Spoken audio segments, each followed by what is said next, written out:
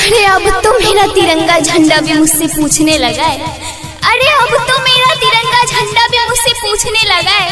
अरे क्या बात है भारत, आजकल मैं फहराने से ज्यादा कफन में दफनाने के क्यों काम आ रहा हूँ। अरे क्या बात है भारत, आजकल मैं फहराने से ज्यादा कफन में दफनाने के क्यों काम आ रहा हूँ। महोदय, हृदय तो उस दिन फट गया जब बूढ़ी माँ अपने बेटे के चित्रों को देखकर बोली साहब, जब बूढ़ी माँ अपने बेटे के चित्रों को देखकर बोली साहब, आप तो भर्ती में 1 इंच भी कम नहीं लेते, आप तो भर्ती में 1 इंच भी कम नहीं लेते। मैं अपने बेटे का आधा टुकड़ा शरीर कैसे ले लूं, मैं अपने बेटे का आधा टुकड़ा शरीर कैसे ले लूं।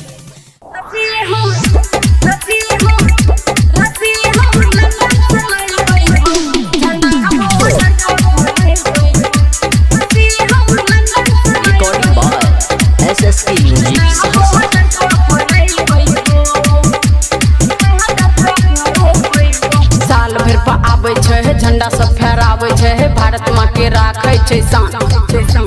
देश के बेटा बेटी सीमा पर रह के दुश्मन के करै छै साथ।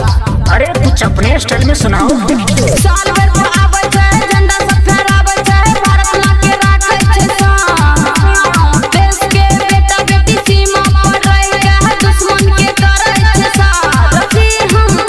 रफी हम लंदन से लइबै हो, झंडा बॉर्डर पर फहराबै हो। रफी हम लंदन से लइबै हो, झंडा बॉर्डर पर फहराबै हो।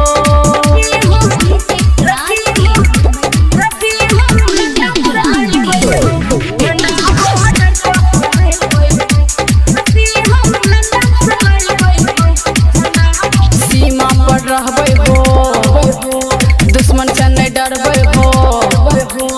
भारत माता के हमें बचेबै हो। सीमा पर रहबै हो, दुश्मन से नहीं डरबै हो। भारत माता के हमें बचेबै हो। रफी हम लंदन से लइबै हो, झंडा बॉर्डर पर फहराबै हो। रफी हम लंदन से लइबै हो, झंडा बॉर्डर पर फहराबै हो।